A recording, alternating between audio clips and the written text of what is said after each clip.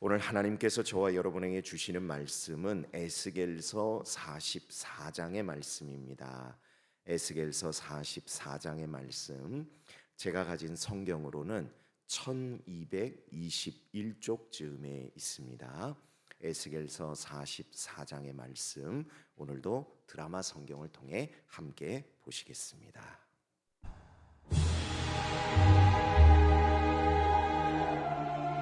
그가 나를 데리고 성소의 동쪽을 향한 바깥문에 돌아오시니 그 문이 닫혔더라. 여호와께서 내게 이르시되, 이 문은 닫고 다시 열지 못할지니 아무도 그리로 들어오지 못할 것은 이스라엘 하나님 나 여호와가 그리로 들어왔음이라. 그러므로 닫아둘지니라.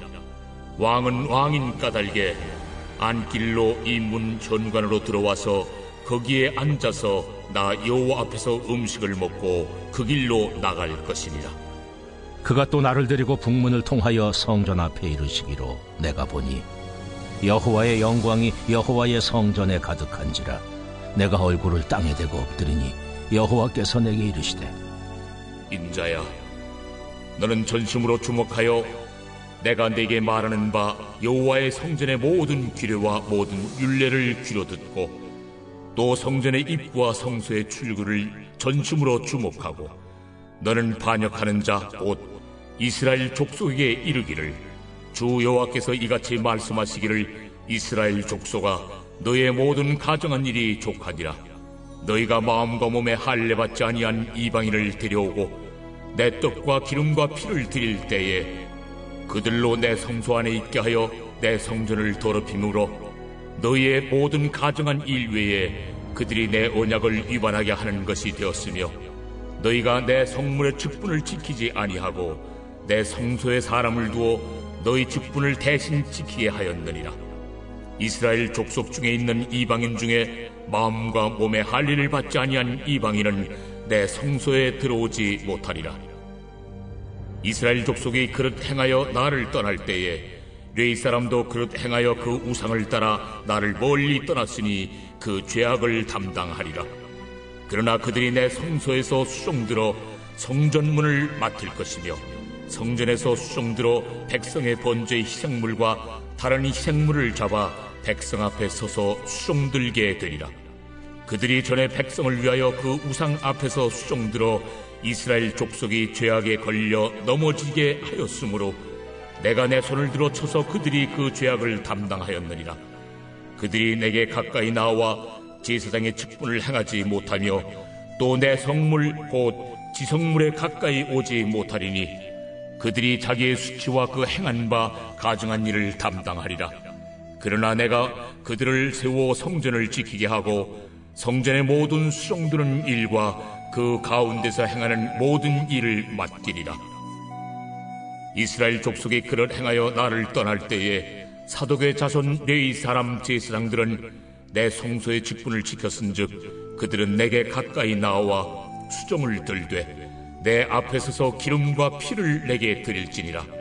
그들이 내 성소에 들어오며 또 내 상에 가까이 나와 내게 수종들어 내가 맡긴 직분을 지키되 그들이 안뜰문에 들어올 때에나 안뜰문과 성전 안에서 수종들 때에는 양털옷을 입지 말고 가는 베옷을 입을 것이니 가는 베 관을 머리에 쓰며 가는 베 바지를 입고 땀이 나게 하는 것으로 허리를 동이지 말 것이며 그들이 바깥들 백성에게로 나아갈 때는 수종들은 옷을 벗어 거룩한 방에 두고 다른 옷을 입을지니 이는 그 옷으로 백성을 거룩하게 할까 함이라.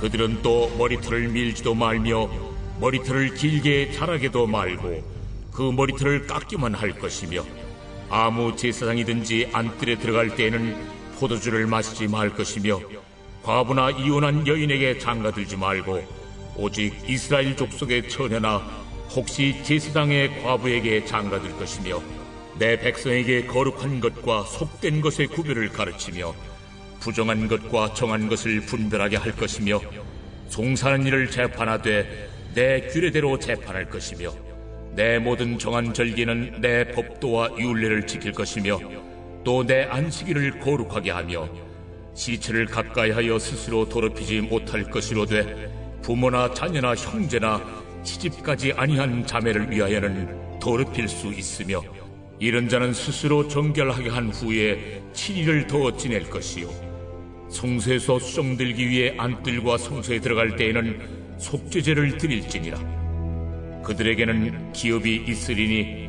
내가 곧 그 기업이라. 너희는 이스라엘 가운데서 그들에게 산업을 주지 말라. 내가 그 산업이 됨이라.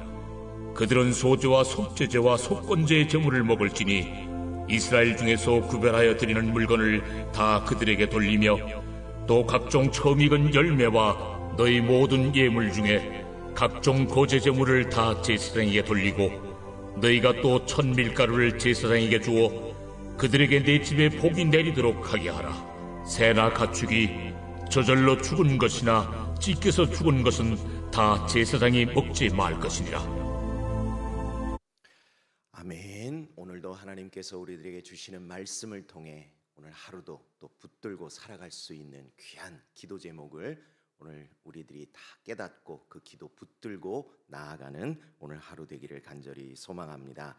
여러분, 오늘도 계속해서 읽은 말씀은요, 이스라엘의 회복에 관한 하나님의 말씀입니다. 특별히 사람이 지은 것이 아니라 하나님께서 지으신 성전에 관한 말씀이 계속되고 있고요, 환상 중에 하나님께서 에스겔을 데리고 성전의 이곳저곳을 다니시면서 하나님의 마음이 담긴 말씀을 하고 계시는데, 특별히 오늘 말씀의 대부분의 내용은 이 성전에서 직무를 수행하는 제사장들에 대한 하나님의 말씀을 오늘 오늘 본문에서 우리들이 발견할 수 있습니다. 그런데 오늘 말씀에 보니까요, 제사장들이 등장하기는 하는데 두 가지 부류의 제사장이 등장하더라는 사실입니다. 첫 번째 부류는 누구인가? 10절에서 14절까지의 말씀을 보니까 직무를 버리고 우상을 좇아 하나님을 떠나간 제사장들에 관한 말씀이 나옵니다. 그리고 또 다른 하나의 부류는 15절 이하부터 나오는 제사장들인데, 그런 여건과 상황과 처지와는 상관없이 자신의 자리를 묵묵히 지켰던, 그 제사장으로서의 사명을 지켰던 사독 자손의 이 레위 계열 제사장들에 관한 말씀. 그래서 이 두 부류의 제사장이 등장합니다. 그러면서 이 제사장들이 어떤 직무를 앞으로 행해야 할지, 또 어떤 복장, 어떤 두발, 어떤 언행, 어떤 규례, 어떤 정결법을 지켜야 하는지에 대한 내용을 하나님께서 오늘 본문의 후반부에 계속해서 말씀해 주십니다. 물론 여러분, 오늘 성경을 읽어보면 답은 무엇인가 정해져 있습니다. 사독 자손의 그 계열의 제사장들처럼 삶의 어떠한 환경과 처지 가운데에서도 믿음 잃지 않고 그 직무를 끝까지 지키는 것, 그것이 바로 하나님이 원하시는 정답입니다. 왜? 하나님이 원하시기도 하지만 그렇게 살아간 사람들에게 허락하시는 하나님의 은혜가 참 커요.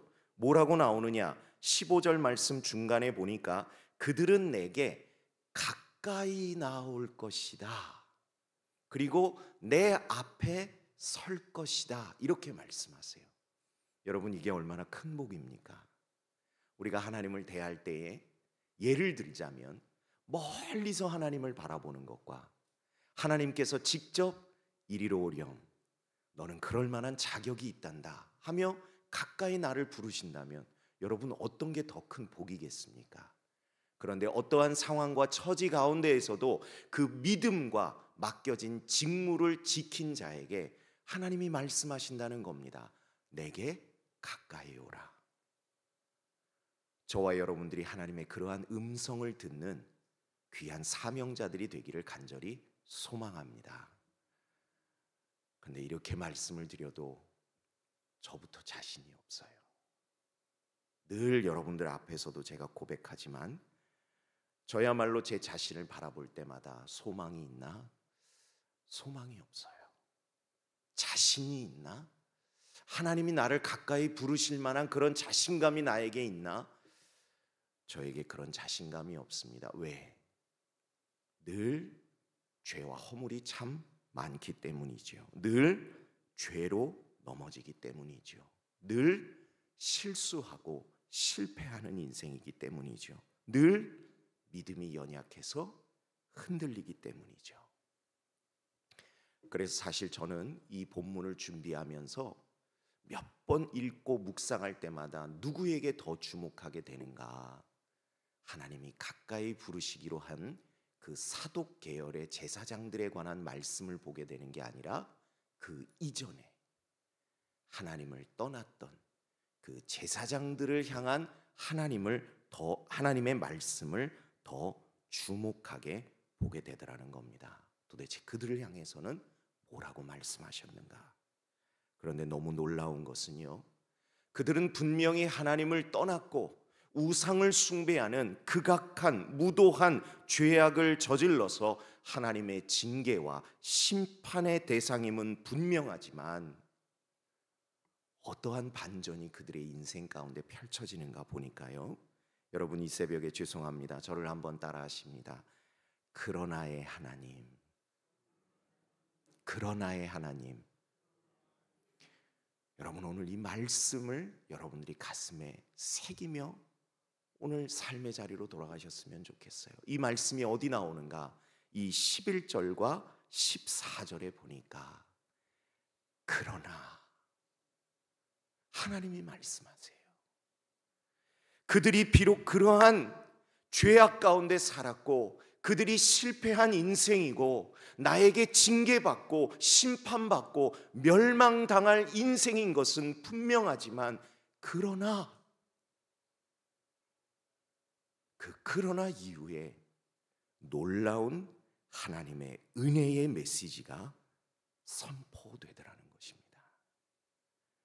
오늘 본문에는 어떠한 은혜가 펼쳐졌는가? 그들이 그러한 죄악을 저질렀다고 해서 그래 너희는 그러한 죄인이니까 바깥 어두운 데로 쫓겨나서 슬피 울며 이나 갈며 살아라, 그러한 말씀을 하시는 게 아니고요, 그들이 여전히 성전 안에 거하며 비록 제사장의 직무는 다시는 못할지라도 성전을 지키고 성전의 모든 섬김의 자리에서 여전히 하나님을 섬기는 사명자로 살아가도록 그렇게 하나님께서 말씀해 주시더라는 사실입니다. 여러분, 성전에서 산다는 것이 얼마나 은혜로운 삶인가? 우리가 너무 잘 아는 시편 84편 10절에 보니까 주의 궁정에서의 한 날이 다른 곳에서의 첫날보다 낫다. 또 악인의 장막에서 사는 것보다 내 하나님의 성전에 문지기로 사는 것이 좋사오니. 하나님의 성전에서 사는 삶이 얼마나 좋은 삶인가 하면요, 하루를 살아도 성전에서 사는 것이 낫고 문지기로라도 성전에서 살고 싶습니다. 그렇게 고백하게 되는 곳이 바로 하나님의 성전이라는 사실입니다. 그런데 제가 인용한 이 시편 84편의 시편을 누가 지었는가? 성경에 보니까 고라 자손의 시라고 기록되었어요. 여러분 몇 번 담임 목사님을 통해서 부목사님들의 설교를 통해서 들으셨겠지만 이 고라 자손은요 보통 자손이 아닙니다. 이 고라라는 사람은 민수기 16장에 등장하는데 어떤 일 때문에 등장하냐면 좋지 않은 일로 등장해요. 그도 레위 사람이었지만 그는 제사장 계열이 아니었습니다. 제사장들을 돕는 일을 하던 그러한 사람이었어요. 그런데 어느 날 정면으로 반기를 들죠. 우리라고 제사장 못할까 보냐. 그래서 모세와 아론을 대적하여 일어납니다. 근데 여러분, 제사장은 누가 하도록 결정하셨나요? 아론과 그의 아들들만이 하도록 누가 정하셨어요? 하나님이요. 그러니까 하나님의 결정에 대적하여 일어났던 겁니다. 그랬더니 어떠한 일이 벌어졌는가? 땅이 갈라지며 고라와 그 족속과 그 일족이요 거기에 다 파묻혀 죽고 말았습니다. 참 무서운 사건이죠. 그런데 놀라운 것은 하나님께서 그때 그의 아들 셋을 남겨두셨습니다. 그래서 대대로 이어져 온 것이 바로 고라의 자손이죠. 그런데 그런 역사적 사건을 안고 살아가는 사람들이니 어때요? 고개도 들지 못하고 살아갈 그러한 사람들임에도 불구하고 하나님께서 그들의 삶 가운데 어떤 놀라운 일들을 이루셨는가? 여러분, 역대상 말씀을 읽어보면요, 다윗 성전에 대한 이야기가 나오고 거기서 이루어진 너무나 아름다운 예배에 대한 기록들이 등장하는데 거기에 찬양을 담당하는 우두머리가 등장하는데 그의 이름은 헤만이고요, 성경은 그가 고라의 자손임을 명시하더라는 사실입니다. 하나님이요, 그렇게 회복해서 그렇게 쓰시더라는 겁니다. 여러분, 이게 바로 그러나의 하나님이세요. 비록 우리는 자격이 없고 믿음도 부족하고 연약하고 늘 실수하고 실패하고 같은 죄를 반복하고 어쩌면 세상 사람들보다 더 못하게 더 죄짓고 살아가는 우리들, 정말 눈 씻고 찾아봐도 소망을 요만큼도 발견할 수 없는 저와 여러분들일진데, 그러나의 하나님은요, 그런 저와 여러분에게 은혜와 긍휼과 자비와 용서와 구원을 늘 베풀어 주신다는 사실입니다. 그런데 그러나의 하나님이 그냥 하나님이 아니라, 그냥 마음씨만 좋으신 하나님이 아니라 능력의 하나님이시기 때문에 저와 여러분들에게 소망이 있는 줄로 믿습니다. 어떠한 능력이 있으신가? 오늘 본문에서는요 19절에 보니까 놀라운 능력이 나옵니다. 어떤 능력인가? 제사장들이 입었던 옷을 하나님이요 뭐라고 말씀하시냐면 그 옷을 벗어서 거룩한 방에 두고 그리고 나아갈 때는 일상복을 입고 나가라, 그렇게 말씀하세요. 왜? 그 거룩한 옷을 그대로 입고 나가면 어떤 일이 벌어지냐면요, 백성들이 거룩해진다는 사실입니다. 여러분, 그게 옷의 능력일까요? 절대 그렇지 않습니다. 왜 이런 일이 일어나는가? 하나님의 능력이신 거죠. 하나님의 능력은 모든 것을 거룩하게 하시는 줄로 믿습니다. 그런 능력의 하나님, 그런 능력의 하나님이 붙드시면요 옷조차도 사람을 거룩하게 만드는 능력을 발휘한다는 거예요. 저는 성경에 이 옷이 등장할 때마다 늘 마음 가운데 품는 말씀이 있습니다. 여러분들도 아마 잘 아실 거예요. 로마서 13장 14절에 보면 오직 주 예수 그리스도로 옷 입고 라는 말씀이 나와요. 그리스도로 옷 입으라. 그리스도로 옷을 입으라 하는 건 무슨 말씀일까? 여러분, 이것은 다른 것이 아닙니다. 예수 그리스도께서 십자가에서 이루신 그 대속의 사랑, 대속의 은혜, 그 십자가의 능력 아래 우리들이 살아가야 한다 하는 그 말씀을 하시는 거예요. 이 옷이라는 단어가 참 중요합니다. 왜? 태초에 사람들이 하나님 앞에 죄악을 저지르잖아요. 그렇죠? 그리고 가장 먼저 했던 것이 무엇입니까? 나뭇잎을 엮어서 치마를 하여 벗은 몸을 가립니다. 그런데 그랬던 사람들에게 하나님이 행하신 은혜의 행동이 뭐였죠? 그들에게 옷을 지어 입히셨습니다. 그런데 그냥 옷이 아니었죠. 어떤 옷이었죠? 가죽옷. 튼튼하고 좋은 거 입으라고 가죽옷 해주셨나요? 아니죠. 그 가죽옷을 만들기 위해 무엇이 필요했나요? 동물의 희생이 필요했습니다.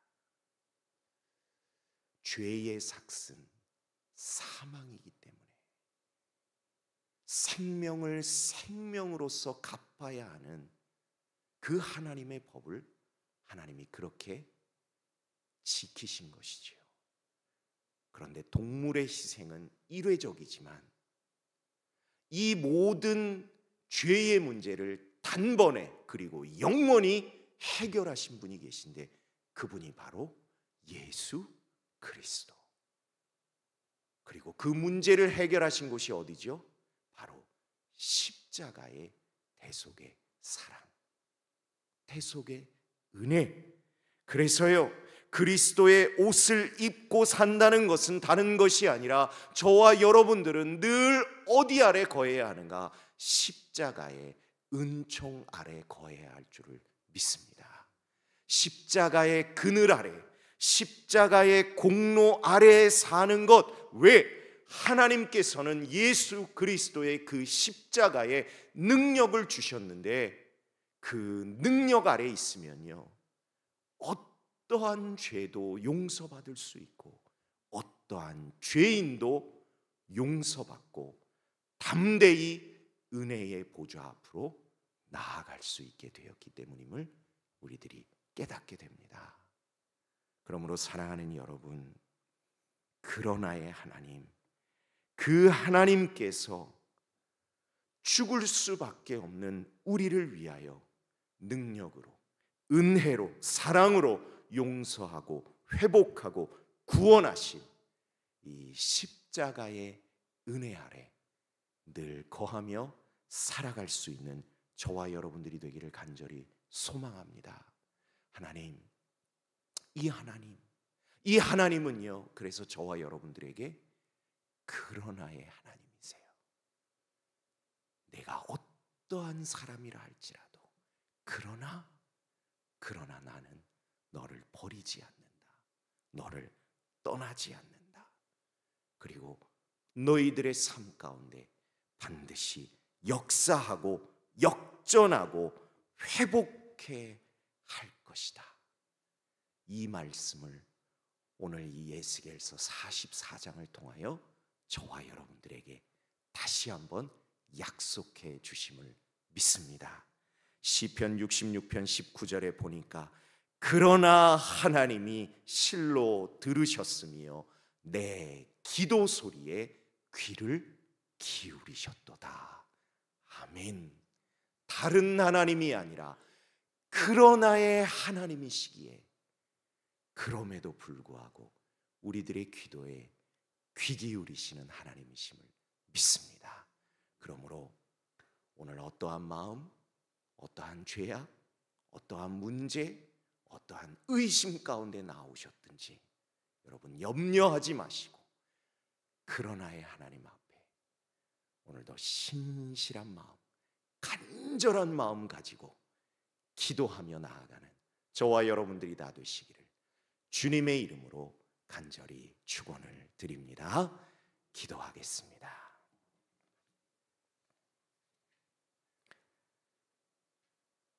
기도하라 하시고 기도를 들으시겠다고 약속하신 하나님, 그 하나님이 다른 하나님이 아니라 그러나의 하나님이심을 우리들의 삶을 반전시키시고 역전시키시며 회복시키시고 돌이켜주시는 하나님이시라는 것을 오늘도 말씀을 통해 저희들이 듣고 믿고 확신하게 하셨으니 감사합니다. 오늘 그 그러나의 하나님을 믿고 저희들 기도드릴 때에 지금의 상황과 처지와 여건은 너무나 답답하고 눈물나고 한숨 쉬고 정말 사방이 우겨쌈을 당하는 것 같은 그러한 막막한 상황일지라도 그러나 하나님께서 모든 것을 바꾸어 주시는 그 은혜의 주인공들이 되도록 주여 역사하여 주시옵소서. 무엇을 간구하든지 그 간구보다 크게 역사하시는 하나님을 경험하는 저희들 되도록 도와주시옵소서. 오늘도 주님 앞에 감사의 예물을 드린 손길이 있습니다. 그러나 그 감사의 예물에 담긴 제목은 기도 제목입니다. 이루어 주실 줄로 믿고 먼저 감사드렸사오니 그 기도가 변하여 간증이 되도록 응답해 주옵소서. 믿사옵고 예수님 이름으로 기도드립니다. 아멘.